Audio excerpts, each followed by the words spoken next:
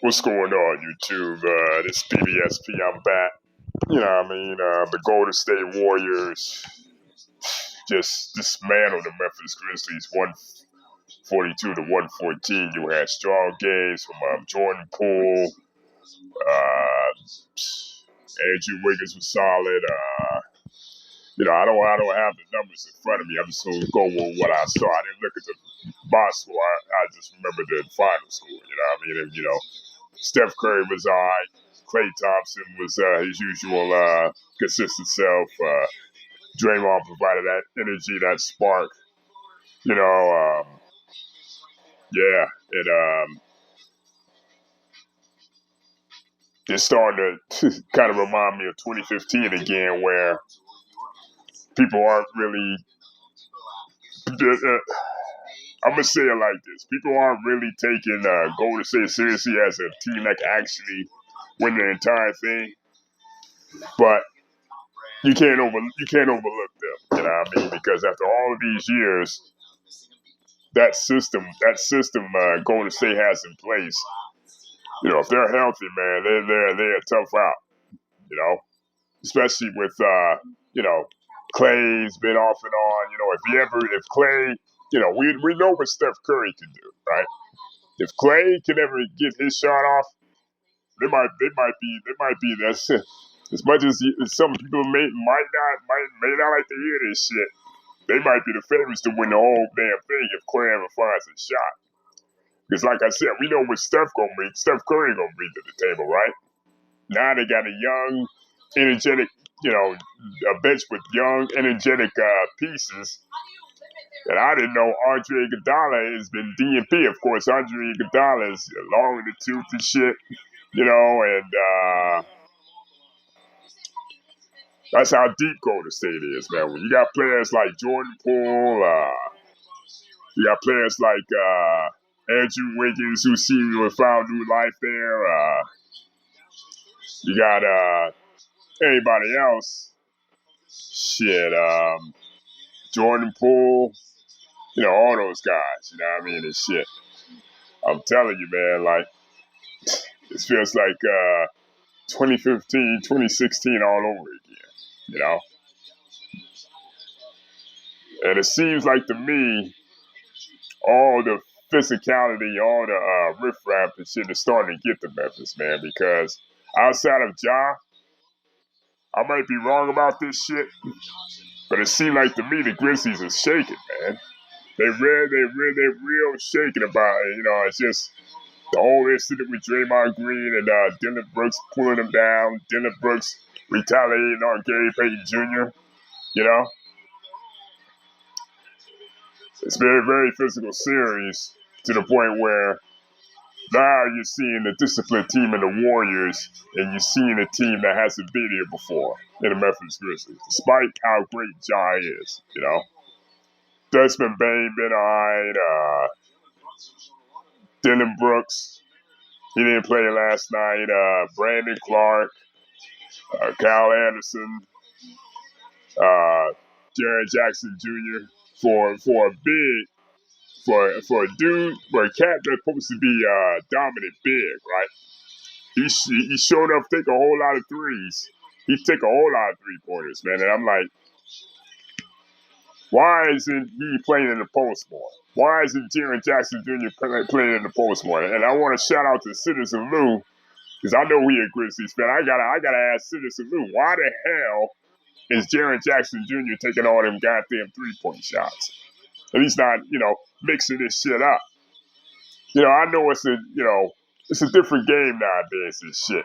And the 3-point shot is very, very utilized in today's game, man. You know what I mean? But at the same time, man, you got to get yourself easy baskets to open your offense up more, You got to open your offense up more. You take over here taking 3-point shots, and I don't understand it. I don't get it. It seems like the only guy that's goes to the hole, goes to the rack off, and it is Ja Morant. And I don't understand that. Your point guard is playing in the post more than your big man. Now, Jaren Jackson is the only big man, quote unquote big man on the Grizzlies outside of Brandon Clark. Well, in the starting lineup, Jaren Jackson Jr. is the biggest cat on the team. And I never understood that shit, man.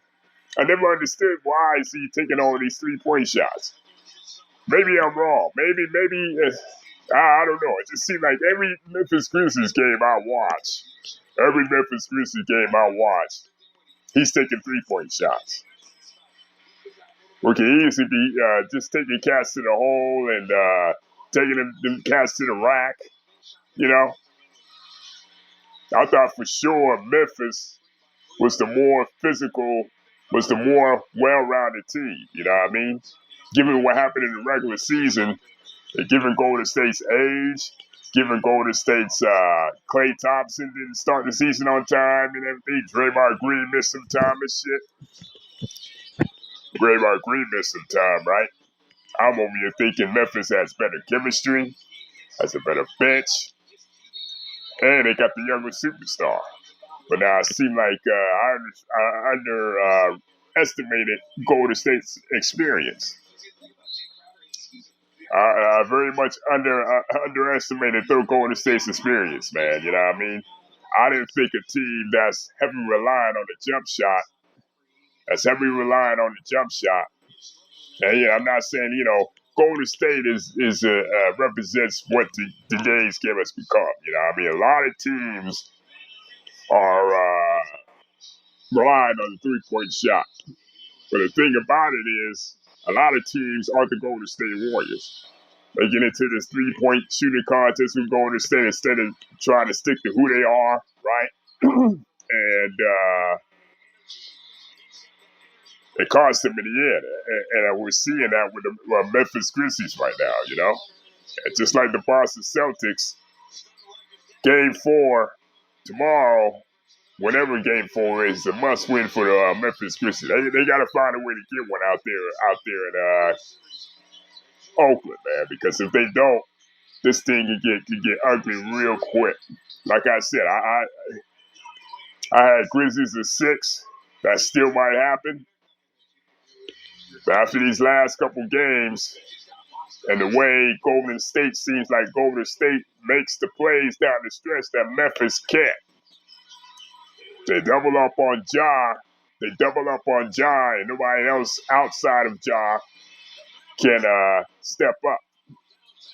You know, there's a lot of guys been very inconsistent in this series, man. Especially the first game, where they should have won.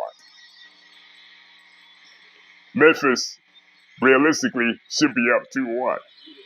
But like I said, this is where the experience comes in. Golden State is a more experienced playoff team. Memphis might be more talented in the regular season, right? When it comes to regular season shit. But when it comes to X's and O's, making adjustments, you can see Taylor Jenkins, the Memphis Grizzlies coach, is being outmatched by Steve Kerr, you know? And like I said, we'll see what happens here when the next game is, but Memphis Grizzlies, I feel like right now they're in trouble. And the fact that Ja Morant got hurt towards the end of the game, I don't know if he's going to play or what. If he's hurt, compromised in any kind of way, they're in trouble straight up. If Ja Morant is not 100% the rest of the series, Golden State is winning this shit going away. Because he's the engine of what Memphis can do. Yeah, I know that Memphis has won a lot of games without Ja, right? Memphis has won a lot of games without Ja, whatever, and shit, you know? But I feel like when you're making adjustments in a 7-game series, you can make certain things happen, and you get certain matchup in your favor.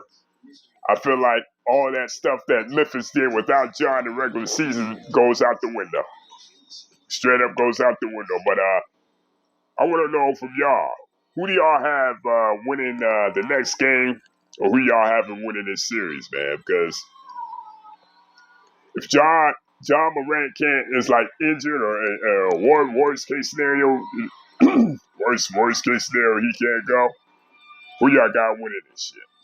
I want to know from y'all, from our subscribers, whatever. But you know, hit the like, subscribe.